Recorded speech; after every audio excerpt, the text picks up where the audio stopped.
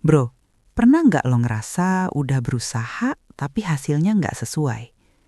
Udah kerja keras, udah coba berbagai cara, tapi tetap aja seret. Dan di sisi lain, lo lihat orang lain seperti dimudahkan.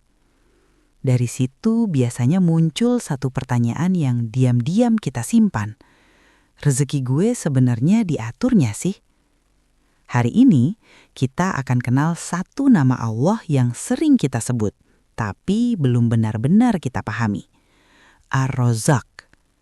Di episode sebelumnya, kita belajar tentang Al-Wahhab, bahwa Allah memberi bukan karena kita pantas, tapi karena Allah memang memilih untuk memberi. Dan setelah kita sadar bahwa hidup ini penuh pemberian, muncul satu pertanyaan yang lebih dalam. Dari mana semua itu datang? Dan siapa yang benar-benar mengaturnya? Dan disitulah kita mulai mengenal Ar-Razzaq. Ar-Razzaq berarti yang maha memberi rezeki terus-menerus. Bukan sekali, bukan sesekali, tapi setiap saat, tanpa putus. Bro, yang sering kita kira hasil usaha kita sebenarnya adalah bagian dari rezeki yang Allah alirkan. Usaha itu penting, tapi hasil itu wilayah Allah. Masalahnya bukan pada rezeki, masalahnya pada rasa takut kita.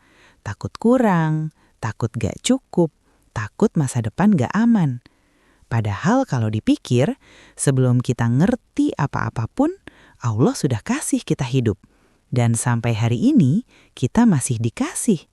Tapi kenapa kita masih takut? Karena kita merasa rezeki itu sepenuhnya tergantung kita. Padahal tidak. Coba lo renungkan ini pelan-pelan, bro. Ada berapa banyak hari dalam hidup lo yang lo lewati tanpa tahu besok bakal dapat apa? Tapi tetap bisa makan, tetap bisa hidup. Itu bukan kebetulan. Itu rezeki yang diatur.